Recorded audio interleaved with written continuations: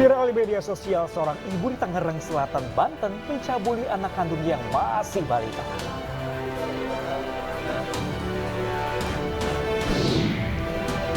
Seorang anak perempuan di Bekasi, Jawa Barat tewas diduga korban praktik dukun.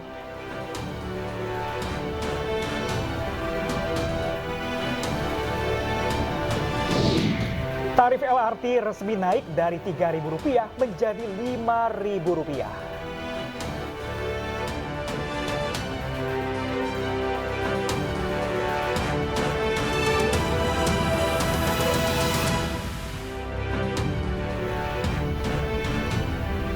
Halo, selamat siang pemirsa. Apa kabar Anda hari ini? Senang sekali saya Pram Senjaya dan rekan saya Fazila Kernisa kembali hadir menemani Anda dalam iNews Siang. Selain 3 berita utama tadi, iNews Siang juga akan menyuguhkan beragam informasi penting lainnya.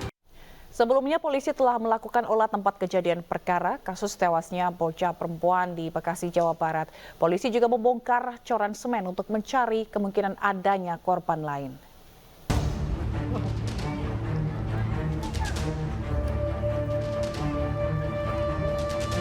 Satuan Reserse Kriminal Polres Metro Bekasi Kota dan Polsek Bantar Gebang melakukan olah TKP di lokasi penemuan jasad bocah berusia 9 tahun yang terbungkus karung di lubang bekas sumur di Bantar Gebang, Bekasi, Jawa Barat. Dalam olah TKP, polisi membongkar coran semen untuk mencari kemungkinan adanya korban lain. Setelah penggalian sedalam 1 meter, petugas tidak menemukan adanya jasad. Menurut petugas, pelaku mengaku tega membunuh korban dengan membekap mulut serta mencekik leher korban sebelum dimasukkan ke karung dan disimpan di lubang bekas sumur di belakang rumah pelaku. Kami sedang melakukan cek ulang TKP, yang mana TKP ini adalah rumah pelaku. Dari hasil pengamatan, diduga ada satu titik yang kami lihat secara fisik itu ada lokasi tempat semen yang masih baru. Maka di satu titik lokasi tersebut sudah kami lakukan penggalian sedalam hampir 1 meter, namun tidak ditemukan adanya korban lainnya lagi. Lokasi penemuan korban persis di belakang rumah, di dalam galian tanah sedalam lebih kurang 2,5 meter. Di lubang mesin pompa air? Iya benar, tepatnya di lubang tempat mesin pompa air. Korban terbungkus karung, Pak? Iya benar, korban dalam kondisi terbungkus karung, yang karung ukuran 50 kg. Sebelumnya diketahui seorang bocah perempuan berusia 9 tahun ditemukan sudah dalam kondisi tidak bernyawa pada Minggu dini hari. Korban dibunuh oleh tetangganya sendiri yang hanya berjarak kurang lebih 100 meter dari rumah korban. Sementara itu, pelaku Didi Setiawan berusia 61 tahun kini sudah diamankan polisi dan dalam penyelidikan lanjutan. Belum diketahui motif pelaku hingga tega melakukan pembunuhan sadis tersebut. Dari Bekasi, Jawa Barat, Rahmat Hidayat, iNews melaporkan. Sementara itu pemirsa, seorang satpam pria di kawasan Kebonjeruk, Jakarta Barat dipergoki warga mencabuli 3 bocah laki-laki. Modus pelaku mengajak para korban bermain game online di kamar kosnya.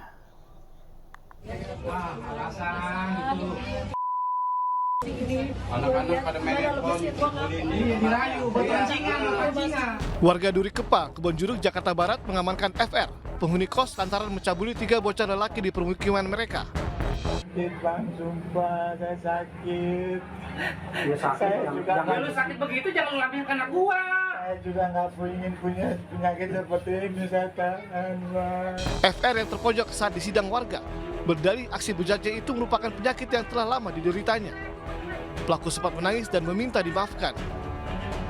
Pencabulan ini terungkap setelah salah satu korban mengeluh sakit dan bercerita pada orang tuanya. Modus pelaku yang juga satpam pertokoan di Kebonjeruk ini adalah mengajak para korban bermain game online di kamar kosnya, lalu dicabuli. Nah, mereka dibawa ke kamar katanya ya, menurut pengakuan korban. Terus sama pelaku psikoda interogasi katanya dibawa kamar terus diajak main game. Setelah di kamar ya mereka dilecehin gitu. Ya itu menurut keterangan. Korban nggak berteriak atau gimana minta tolong? Nggak ngerti itu kalau masalah itu. Tapi ya namanya anak kecil, mungkin ada ancaman atau apa, kita nggak ngerti. Pelaku diketahui sudah menyewa kos selama 6 tahun. Pelaku dikenal baik dan suka membantu. Namun perbuatan tercelanya membuat warga meminta agar ia dihukum berat dan tidak kembali ke lingkungan mereka lagi. Kalau dia sih kayak di lingkungan beradaptasi ya. Mungkin kita juga nggak bisa ini, dia tuh orangnya kayak berbaur. Cuma yang kita nggak bisa iniin kok bisa gitu. Sampai segitunya sama anak-anak. Gitu. Memang si pelaku dengan anak-anak kecil itu suka bermain atau seperti apa? Justru itu yang kita dari dulu curigain itu, dia tuh sama anak-anak kayak abis main dia pangku gitu, kita rangkul gitu. Ya dari dulu sih kita udah curiga, cuma kan kita belum ada bukti. Warga menyerahkan pelaku ke Polres Metro Jakarta Barat untuk proses hukum lebih lanjut dan menghindari amukan warga. Dari Jakarta, Miftahul Gani, iNews melaporkan. Kuasa hukum Peggy Setiawan menyiapkan 2 orang saksi tambahan dalam kasus pembunuhan Vina dan Eki. Jangan kemana-mana, kami akan hadirkan informasi selengkapnya usai jeda.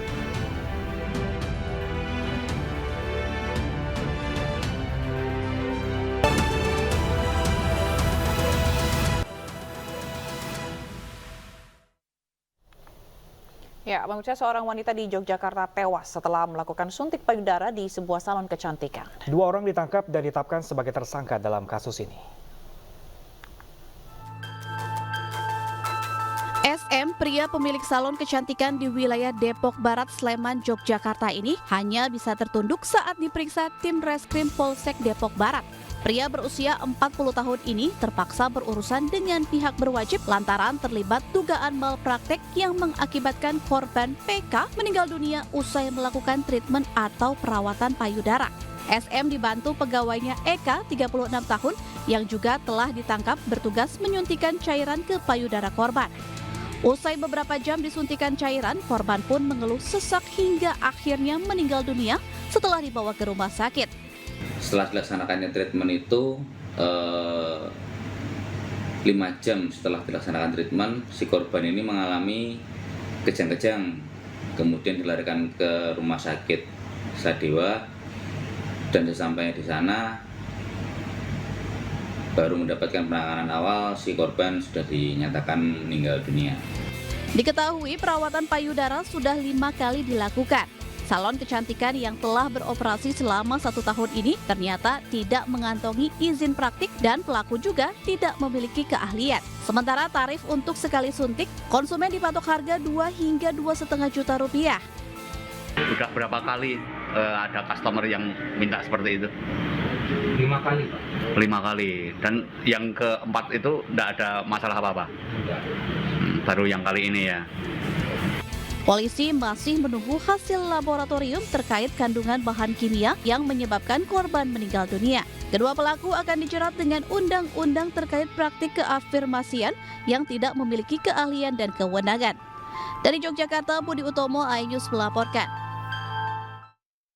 Dan untuk mengetahui perkembangan terkini kasus tewasnya wanita usai suntik payudara di Sleman, Yogyakarta, kita telah bergabung dengan Panit Reskrim Polsek Depok Barat, Ibda Akbar Ramadan. Selamat siang, Pak Akbar. Selamat siang, Pak Gila. Pak Akbar, dari hasil penyidikan apa sudah dipastikan bahwa penyebab kematian korban ini akibat suntik silikon? Sampai saat ini kami masih tetap menunggu hasil otopsi resmi dari Rumah Sakit Bayangkara, Mbak. Karena memang kami butuh waktu untuk menunggu hasil laboratorium forensik kaitannya zat yang disuntikan kepada korban. Oke. Biasanya berapa lama hasilnya akan keluar, Pak Akbar? Perkiraan mungkin 1 sampai 2 minggu, Pak. Baik. Oh, cukup lama ya. Dan dari 5 kali prosedur yang dilakukan oleh korban, Pak Akbar, baru yang terakhir ini berakibat fatal hingga berujung kematian. Apa bahan yang digunakan berbeda atau ada kesalahan dalam prosedur? Betul. Memang kalau berbicara tentang bahan, memang sebelum-sebelumnya juga menggunakan bahan tersebut. Tapi memang pada saat disuntikan kepada si korban ini mengalami sampai meninggal dunia. Selanjutnya kaitannya dengan prosedur, sejauh ini memang dari salon tersebut sendiri pun juga tidak memiliki prosedur kaitannya dengan fasilitas pelaksanaan perawatan kecantikan berupa filler payudara ini, Mbak. Oke. Bagaimana dengan pasien-pasien lain, Pak, yang melakukan perawatan yang sama? Sejauh ini untuk dari pasien-pasien yang lain ataupun yang kemarin sudah pernah melaksanakan filler payudara, kita masih mendalami identitas identitasnya, dan sejauh ini juga belum ada komplain terkait hal tersebut, Mbak. Untuk data ada berapa banyak Pak pasien yang melakukan perawatan di salon kecantikan itu? Informasi dari tersangka yang berhasil kita amankan ada 5 orang, Mbak. 5 orang yang melakukan perawatan yang sama gitu ya Pak, dan sampai sekarang belum ada keluhan yang dilaporkan gitu ya Pak ya? Betul. Tapi kalau dari hasil pemeriksaan kan ini katanya tidak berizin ya Pak kliniknya. Sebenarnya apa Pak latar belakang dari pelaku ini? Untuk latar belakang sendiri dari pelaku ini, untuk tersangka SM merupakan pemilik salon, riwayat pendidikan adalah SMA. Kemudian untuk satu lagi, karyawannya yang juga kami tetapkan sebagai tersangka, latar belakangnya adalah lulusan D3 keperawatan. Jadi untuk pemilik salon ini latar belakangnya SMA, begitu. Apakah ini bisa menjadi kasus malpraktik gitu Pak? Betul, untuk sejauh ini memang dugaan kami adalah adanya malpraktik. Apakah ada tersangka lain Pak yang ditangkap? Hingga saat ini kami masih menetapkan 2 tersangka. Belum Baik. ada untuk tersangka yang lain. Baik, dan kita akan tunggu hasil selanjutnya jika hasil laboratorium ya Pak ya nanti akan disampaikan. Baik, terima kasih Ibda Akbar Ramadan, Panit Reskrim Polsek Depok Barat, Sleman, Yogyakarta telah bergabung di Ainus Siang. Salam sehat selalu. Nah, pemirsa, dari informasi lainnya, seorang ibu di Tangerang Selatan, Banten tega melakukan perbuatan asusila kepada anak kandungnya yang masih balita. Parahnya aksi pelaku sengaja direkam dan viral di media sosial. Pemuda berusia 22 tahun tega berbuat asusila dengan anak kandungnya sendiri yang masih berusia 2 tahun. Balita laki-laki itu dicabuli hingga kesakitan dan buang air. Parahnya, aksi bejat ini diunggah di akun Instagram dan TikTok yang diduga milik pelaku. Terkuaknya perbuatan pelaku bermula saat seorang anggota keluarga melihat video yang viral di media sosial. Belakangan dilaporkan, pelaku telah menyerahkan diri ke polisi dan kini ditangani Polda Metro Jaya. Ya, nemuin video itu, ya itu dia lagi ngelecehin anaknya. Tapi pelaku memang suka main TikTok?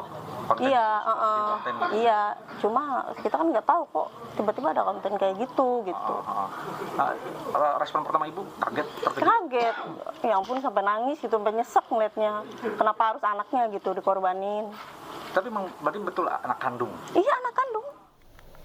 Sementara itu, pemirsa, kuasa hukum Peggy Setiawan menyiapkan 2 orang saksi tambahan dalam kasus pembunuhan Vina dan juga Eki. Kedua saksi tersebut merupakan rekan Peggy saat bekerja sebagai buruh bangunan di Bandung pada tahun 2016.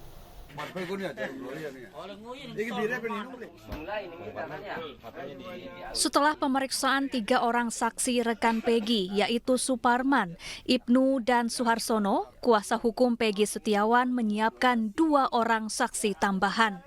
Kedua saksi yang bernama Iwan dan Yadi ini merupakan rekan kerja Peggy saat menjadi buruh bangunan di Bandung pada 2016 bertepatan dengan kejadian pembunuhan Vina dan Eki. Kemunculan 2 saksi baru ini berawal dari keterangan saksi Ibnu saat menjalani pemeriksaan di Mapolda Jawa Barat. Yadi dan Iwan ini muncul dari keterangan Ibnu.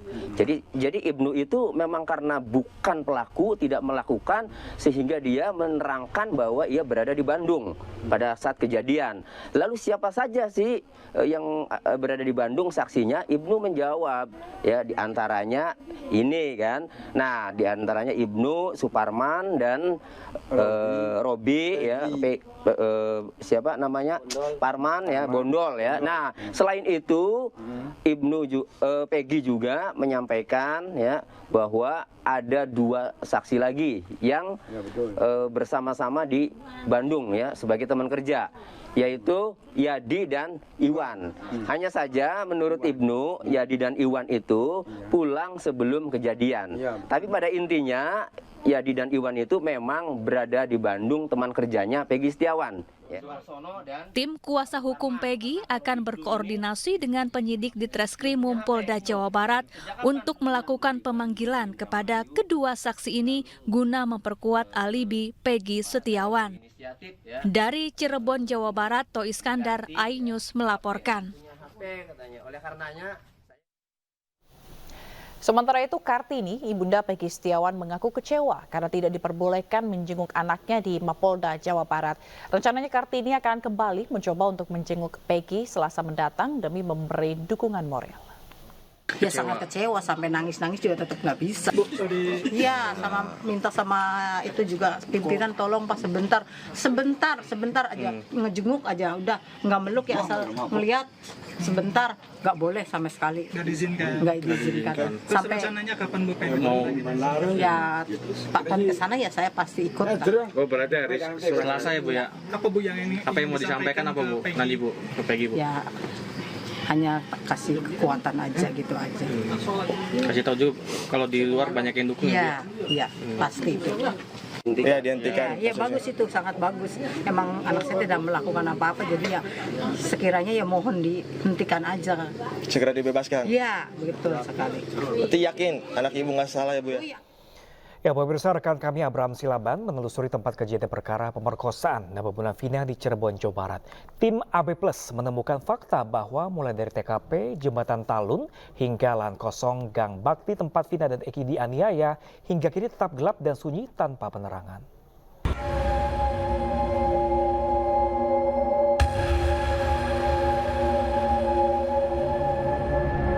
Sobat, saya akan mengajak Anda untuk melihat ya. Persis kami melakukan tapping siaran ini di atas jam 7 malam, jam dimana peristiwa tragis itu menimpa almarhumah dan kekasihnya. Oke, boleh nyalain lampu? Nah, ini lokasi yang tergolong sepi ya. Coba dimatiin lampunya. Nah, gelap sekali. Ini adalah suasana di sini tanpa penerangan. Sepi, yang ada hanyalah suasana kendaraan yang melintas. Tapi yang jelas di tempat ini disebutkan menjadi salah satu tempat di mana kedua korban mengalami penganiayaan. Coba nyalain lagi. Nyalain lagi. Oke. Kita akan lihat lokasinya. Nah, kalau kita lihat di lokasi, di sini persis nih, Anda bisa lihat nih, di sini banyak sekali pohon pisang, rumput-rumput liar, dan di atas sana adalah, ya, ada flyover ya. Di tempat ini disebutkan komplotan ataupun kelompok geng motor 11 orang dengan keji menganiaya almarhumah Vina dan juga kasihnya Eki yang juga disebutkan menghembuskan napas terakhirnya. Di sini sendiri ini Mas Akbar memang sepi kayak gini setiap harinya? Setiap hari seperti ini. Ini kan saya lihat ada lampu-lampu nih sebetulnya ya. Andai kata misalnya orang teriak di sini, minta tolong misalnya, atau ada orang yang merintih kesakitan, kencang dan lain sebagainya, kedengeran nggak sih sebetulnya Mas? Sebenarnya ini pabrik tuh gudang baru. Ini baru. Emang sebelum dari sebelumnya sini ini kosong juga mati ya. Kosong semua. Di sini juga kosong. Emang jadi kayak pas segitu loh, tempatnya sepi, sunyi. Oh gitu. Pepohonan ini disebutkan di belakang pohon ini aksi keji penganiayaan dilakukan, pemukulan dan lain sebagainya dilakukan oleh komplotan geng motor.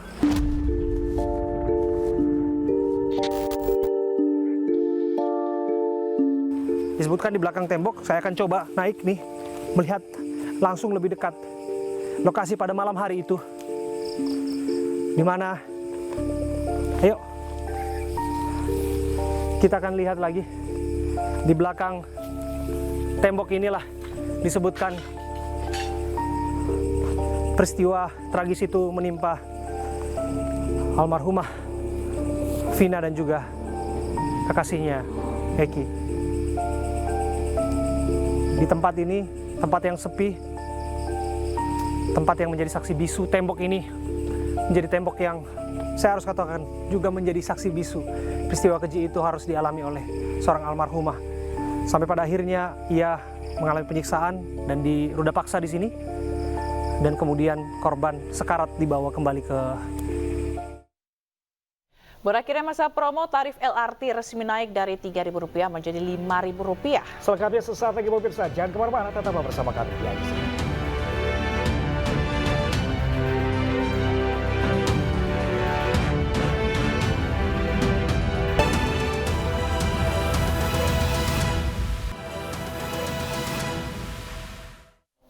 Ya pemirsa, terima kasih masih bersama kami di Ayu Siang pemirsa. Pemerintah memastikan pemotongan gaji karyawan untuk iuran tapera tidak akan ditunda. Untuk memastikan pengelolaan dana bersih dari korupsi, pemerintah membentuk komite tapera yang bertugas mengawasi penyaluran dana itu.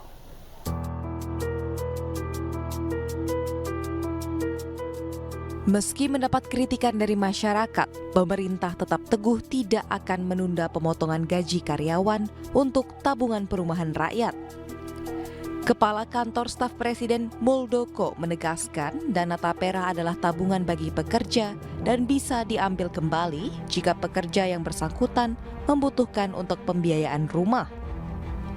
Pemerintah berjanji akan mengawasi ketat pengelolaan dana yang terkumpul dengan membentuk komite tapera. Melalui komite tapera yang akan melakukan pengawasan pengelolaan tapera, ketuanya adalah Menteri PUPR dengan anggota Menteri Keuangan, Menaker, Komisioner OJK, dan profesional. Nah, ini saya ingin sampaikan kepada teman-teman, jangan sampai terjadi seperti Asabri. Asabri waktu itu saya menjadi Panglima TNI, saya nyentuh saja nggak bisa. Nempatkan orang aja nggak bisa.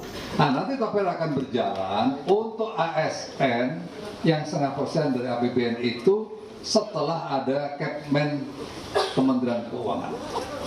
Selanjutnya untuk para pekerja yang swasta maupun mandiri itu setelah ada Kepmen dari Menaker.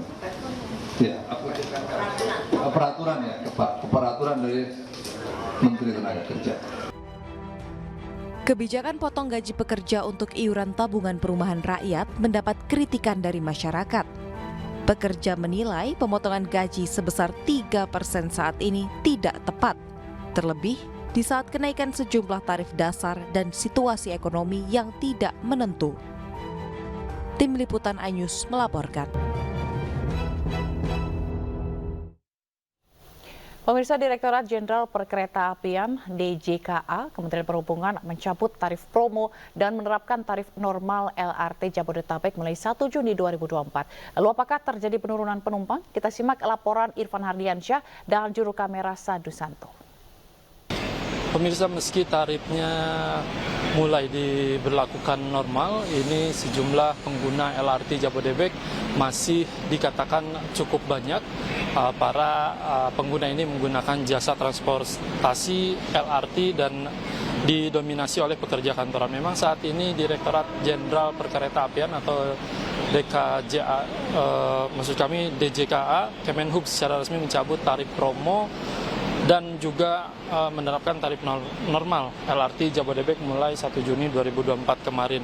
Dan penerapan tarif normal sekaligus mengakhiri tarif promo yang berlangsung sejak 22 Oktober 2023 hingga 21 Mei 2024. Kemudian tarif promo LRT Jabodebek sebelumnya ini dipatok dengan harga Rp3.000 per kilometer pertama, kini naik Rp2.000 menjadi Rp5.000 per kilometer pertama sesuai keputusan Menteri Perhubungan.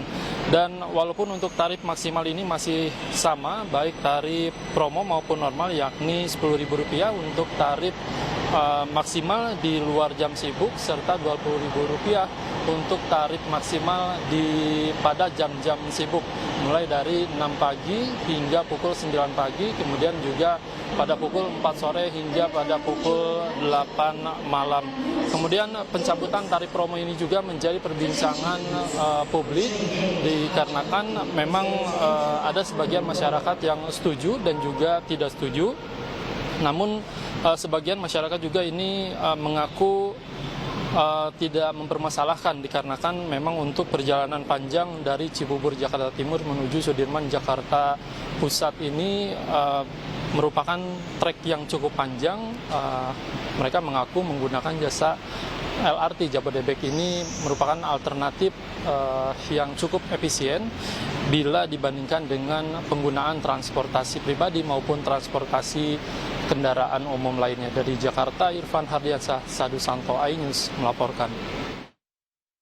Ya, pemirsa, Bupati Kutai Kartanegara meresmikan Tugu Latihan Integrasi Taruna Wereda Nusantara di titik 0 Kecamatan Tenggarong. Acara peresmian diikuti berbagai elemen Muskopimda se-Kutai Kartanegara. Kutai Kartanegara, sukses, sukses, sukses, luar biasa, idaman. Pemotongan pita oleh Bupati Kutai Kartanegara Edi Damansyah dan sejumlah pihak menandakan tuntasnya taruna-taruni dari Akmil, Akpol, IPDN, PSSN, Unhan mengabdi kepada masyarakat Kutai Kartanegara. Sekaligus meresmikan Tugu berlambang Garuda di titik 0 Jalan Tepian Pandan, Kecamatan Tenggarong, Kabupaten Kutai Kartanegara. Peresmian Tugu Garuda tersebut dihadiri berbagai elemen Muskopimda Kutai Kartanegara. Sebanyak 385 taruna-taruni mengikuti latihan integrasi Taruna Wereda Nusantara atau Latsi Tardanus ke-44. Taruna dan taruni tersebut disebar ke 4 kecamatan di Kutai Kartanegara selama kurang lebih 4 pekan. Dengan membantu kegiatan infrastruktur pertanian serta fasilitas umum. Tugu Latsi Tarda ini selesai 100%. Saya terima kasih bahwa program kita terkait dengan penataan kawasan publik, ruang terbuka hijau, salah satunya di kawasan museum ini, titik 0 namanya, itu salah satu ditunjang oleh Tugu Latsi Tarda ini, yang sudah kami sepakati dengan Pak Dandim, kerjasama kami untuk kegiatan ini karya bakti khusus kepada infrastruktur kami dan juga program penanganan kemiskinan. Ada beberapa hal yang kita lakukan, khususnya adanya kerjasama pemerintah daerah dengan TNI AD khususnya Kodim 01 dalam rangka peningkatan infrastruktur pertanian dan pengentasan kemiskinan. Mungkin itu. Siang ini kita melaksanakan peresmian Tugu, yang mana harapannya Tugu ini menjadi simbol bahwa pernah dilaksanakan kegiatan Latsi Tarda di Kabupaten Kutai Kartanegara. Kutai Kartanegara merupakan salah satu tuan rumah perhelatan Latsi Tardanus ke-44 di Provinsi Kalimantan Timur. Dari Kutai Kartanegara, Zulfikar As, iNews melaporkan. Ya, pemirsa, Kepala dan Wakil Kepala Otorita IKN Bambang Susantono dan Doni Raharjo mengundurkan diri dari jabatannya. Selengkapnya akan kami hadirkan sesaat lagi, tetaplah bersama kami.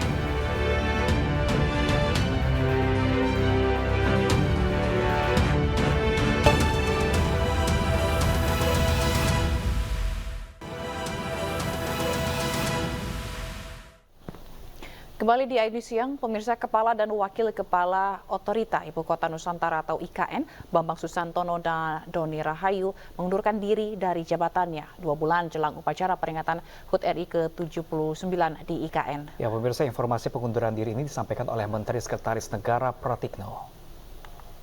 Warahmatullahi wabarakatuh. Salam sejahtera untuk kita semuanya. Om Swastiastu, Namo Buddhaya, Salam Kebajikan. Jadi baru saja Bapak Presiden memanggil Pak Menteri PUPR dan Pak Wamen ATR. Jadi ini terkait dengan kepemimpinan di otoritas IKN. Di beberapa waktu yang lalu, Bapak Presiden menerima surat pengunduran diri dari Pak Doni Rahayu selaku Wakil Kepala Otoritas IKN. Kemudian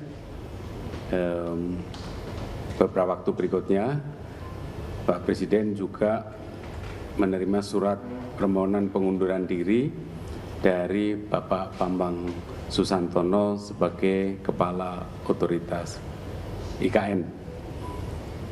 Nah, pada hari ini telah terbit keputusan Presiden tentang pemberhentian dengan hormat Bapak Bambang Susantono sebagai Kepala Otorita IKN dan juga Bapak Doni Rahayu sebagai Wakil Kepala Otorita IKN disertai ucapan terima kasih atas pengabdian beliau-beliau.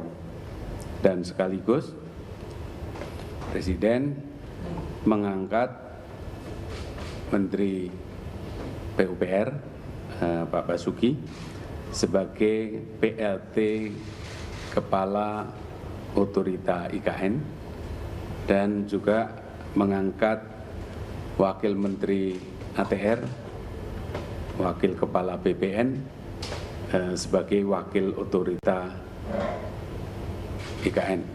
Jadi Bapak Presiden berharap tadi beliau-beliau dipanggil, Pak Menteri PUPR dan Pak Wamen ATR dipanggil oleh Bapak Presiden agar dalam status sebagai PLT ini segera untuk menjamin percepatan pembangunan IKN dengan sebaik-baiknya dengan visi semula, ya, yaitu tetap konsisten pada rencana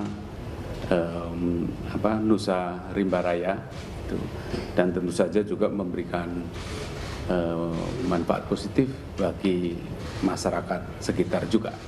Saya kira itu pengantar dari saya. Saya persilahkan kepada Pak Menteri gitu. Seperti yang disampaikan oleh Pak Mensesnek, kami berdua, saya dan Pak Raja, dipanggil untuk diberi tugas tadi sebagai PLT Kepala dan Wakil Kepala IKN, Otorita IKN. Tugasnya juga sedikit tadi sudah disampaikan oleh Bapak Mensesnek, bahwa tugas PLT ini sama seperti dengan tugas Kepala dan Wakil Kepala definitif sampai terbentuknya, sampai ditunjuknya lagi Kepala dan Wakil Kepala definitif sesuai dengan perundang-undangan. Fokusnya, tugasnya adalah mempercepat pelaksanaan program. Karena kita yakin bahwa otoritas sudah membuat program-program dalam pembangunan IKN ini. Nah, kami berdua ditugasi untuk mempercepat pelaksanaan program tersebut yang sesuai dengan urban design, sesuai dengan hasil sayembara yang lalu, urban design untuk pengembangan atau pembangunan IKN ini dengan konsep negara Nusa Rimba. Yang pertama itu, jadi fokusnya yang pelaksanaan program ini permasalahannya adalah di tanah dan investasi. Jadi kenapa beliau ini sebagai wakil kepala UKN?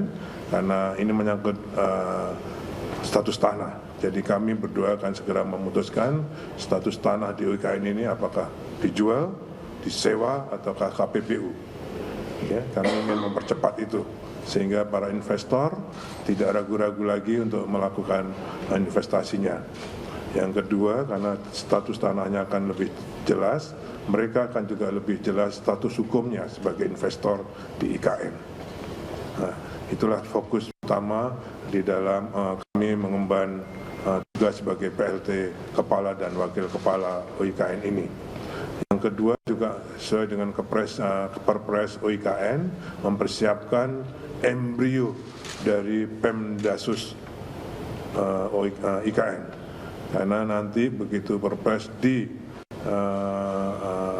ditandatangani oleh Bapak Presiden tentang IKN, maka akan ada embrio Pemdasus IKN tersebut. OIKN tidak serta-merta menjadi Pemdasus, karena memang tugas OIKN mempercepat pembangunan IKN itu sendiri. Pemdasus nanti akan disiapkan tersendiri oleh mungkin Satgas bersama dengan atau Task Force bersama dengan Kemendagri. Saya kira itu tadi yang disampaikan oleh Bapak Presiden tentang tugas-tugas khusus atau fokus dari PLT Kepala dan Wakil Kepala IKN. Saya kira itu yang kami sampaikan. Mohon doanya, mudah-mudahan apa yang disampaikan atau diharapkan oleh Bapak Presiden dan pemerintah ini bisa dapat kami emban berdua dengan sebaik-baiknya. Terima kasih. Assalamualaikum. Kita beralih ke informasi lain, pemirsa. Ratusan warga harus rela antri dan berdesakan saat pembagian beras gratis di Pasar Padalarang, Kabupaten Bandung Barat, Jawa Barat. Beras gratis yang dibagikan langsung dari Menteri Perdagangan ini sekaligus pengecekan harga dan ketersediaan bahan pokok jelang perayaan Idul Adha.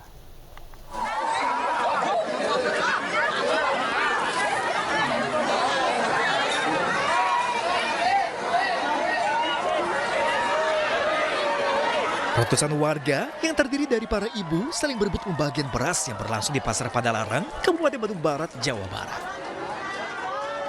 Tidak hanya ibu rumah tangga, pedagang hingga tukang ojek pun harus rela antri berdesakan lebih dari 1 jam untuk mendapatkan beras gratis yang langsung diberikan oleh Menteri Perdagangan Zulkifli Hasan.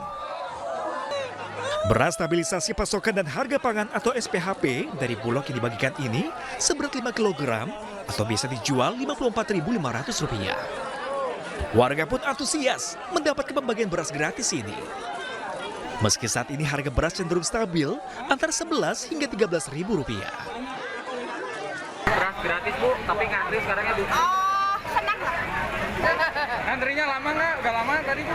Baru? Nggak tahu, udah baru datang. Ini kalau dapat beras gratis baru ini Bu, kalau dari Menteri Bu? Dari pemerintah? Baru. Biasanya kalau beli beras berapa Bu? Lagi mahal nggak sekarang? 15.000 sekarang. Lagi mahal itu deh Bu, segitu? Iya. Tidak hanya pembagian beras, ketersediaan barang kebutuhan pokok hingga harga termasuk daging ayam dan telur ayam dipastikan stabil. Terlalu murah, 34.000 sekilo udah dipotong, bayangin. Ya, memang ayam kalau siang nggak murah, kalau pagi mahal. Ya, 34.000. Telur tadi saya beli 10 kilo, 28.000. Nah, itu di bawah harga normal. Telur itu mestinya 29, 30 lah. Ya, ayam itu kalau paling murah 39.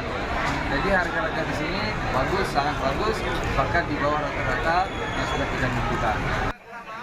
Sementara untuk bumbu dapur tidak ada kenaikan, termasuk bawang merah dijual seharga Rp40.000 per kilogramnya. Masyarakat pun berharap kondisi harga di pasar jelang Idul Adha stabil karena stok barang melimpah. Dari Kabupaten Bandung Barat, Jawa Barat, Ainus melaporkan.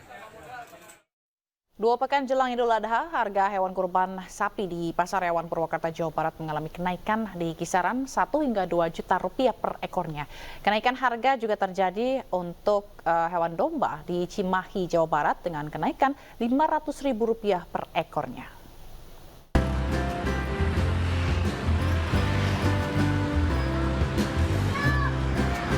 Mendekati Hari Raya Idul Adha, penjual hewan kurban musiman mulai muncul seperti yang terlihat di Jalan Pesantren Kota Cimahi, Jawa Barat.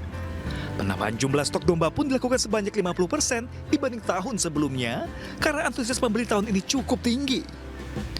Meski demikian, harga jual domba kurban pada tahun ini mengalami kenaikan tajam, yakni mencapai selisih Rp500.000 per ekornya.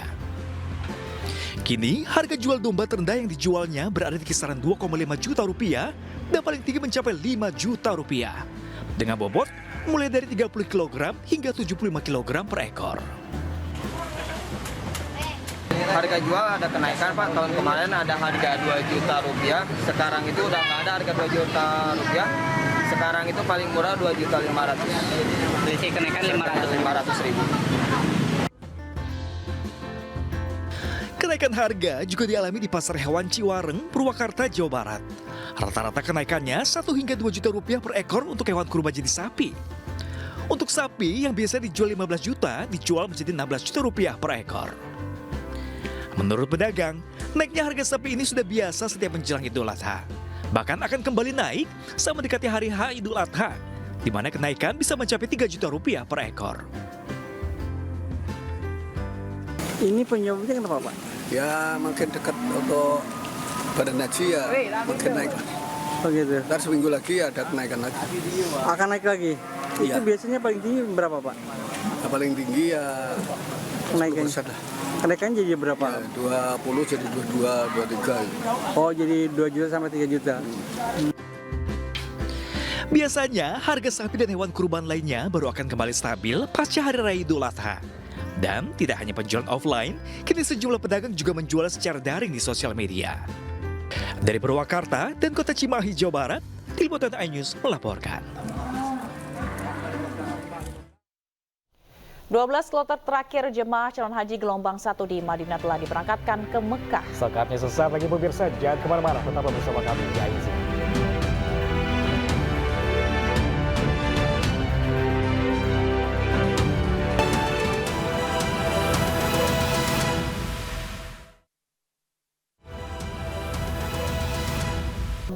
Ya, pemirsa, rasa sedih yang mendalam dialami seorang jemaah calon haji asal Mandailing Natal, Sumatera Utara. Beberapa jam sebelum diterbangkan ke Arab Saudi, ia batal berangkat lantaran dalam kondisi hamil.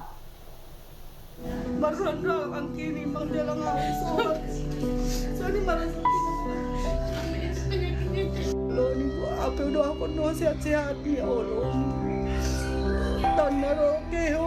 Bisa 2 tahun ya kan.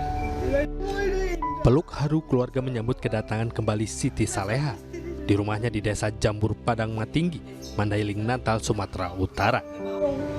Gimana ini sih tinggal sendirilah, orang itu udah pada pergi kan jam 2 malam. Siti gagal berangkat ke Tanah Suci untuk menunaikan ibadah haji setelah hasil pemeriksaan kesehatan terakhir. Di asrama haji Medan dirinya dinyatakan positif hamil 6 minggu. Yang membuat Siti bertambah sedih. Batalnya ia berhaji tahun ini membuat dirinya harus berpisah dengan sang suami yang tetap berangkat ke Tanah Suci. Ibu 4 anak ini tak membayangkan cita-citanya berhaji bersama sang suami yang telah ditunggu selama 12 tahun pupus sudah. Ya seharusnya berangkat berdua, makanya pikiran kita kacau lah gitulah. Udah 12 tahun kita nunggu kan, tinggal berangkat naik pesawat udah gagal. Gara-gara ibu katanya tes kehamilan, hamil ibu kata orang itu. Siti Saleha seharusnya sudah berada di Mekah, Arab Saudi karena tergabung dalam kloter 15 embarkasi Medan yang terbang pada Rabu 29 Mei kemarin. Dari Mandailing Natal, Sumatera Utara, Ahmad Hussein Lubis, iNews melaporkan.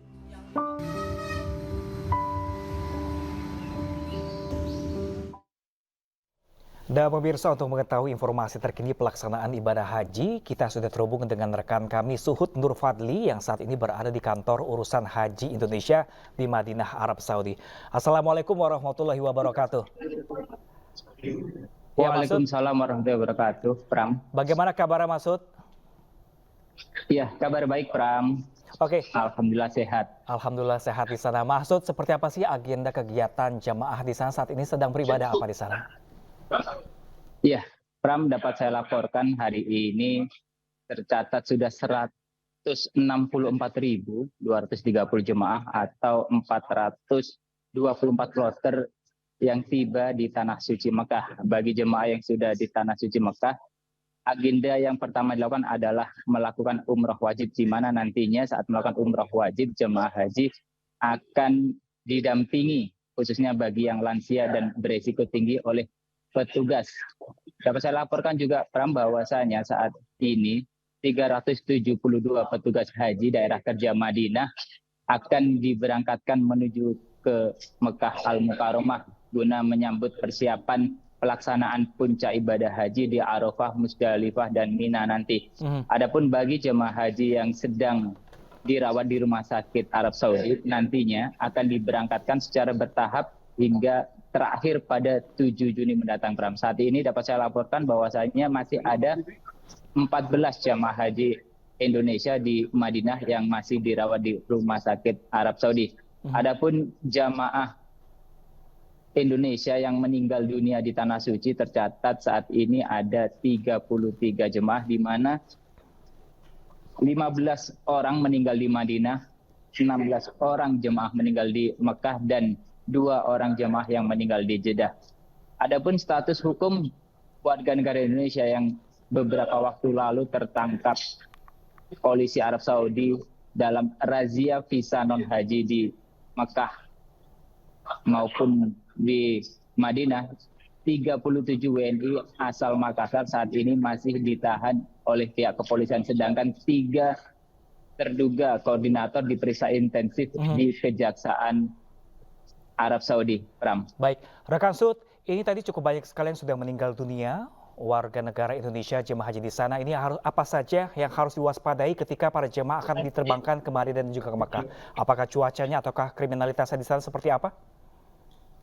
Iya, dapat saya laporkan, Pram, rata-rata jemaah meninggal karena faktor penyakit bawaan yang dipicu kelelahan ketika di Tanah Suci. Makanya diimbau untuk jemaah tidak terlalu memforsir kegiatan-kegiatan di luar ruangan yang tidak berkaitan dengan amalan ibadah. Mengingat jamaah datang ke Tanah Suci untuk melaksanakan puncak ibadah haji nantinya di Arafah, Musdalifah, dan Mina. Sehingga jamaah haji diimbau untuk selalu menggunakan alat pelindung diri ketika keluar beraktivitas di luar ruangan, serta tidak lupa membawa obat-obatan pribadi yang dikonsumsi jika jamaah haji memiliki komorbid atau penyakit bawaan. Sehingga ketika terjadi hal-hal yang tidak diinginkan, segala sesuatu sudah dipersiapkan dengan baik. Begitu, Pram. Baik. Terima kasih banyak rekan Suhud Nur Fadli langsung dari Madinah, Arab Saudi. Tetap jaga kesehatan di sana. Wassalamualaikum warahmatullahi wabarakatuh. Masih akan kembali sesaat lagi dengan beragam informasi menarik lainnya. Jadi tetaplah bersama kami.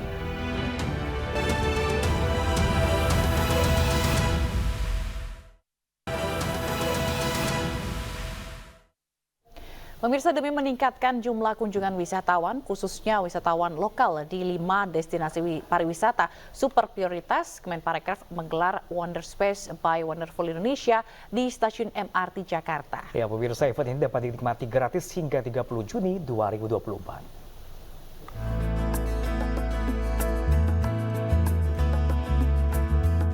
Kementerian Pariwisata dan Ekonomi Kreatif menghadirkan Wonder Space by Wonderful of Indonesia di Stasiun MRT Bundaran Hotel Indonesia Jakarta.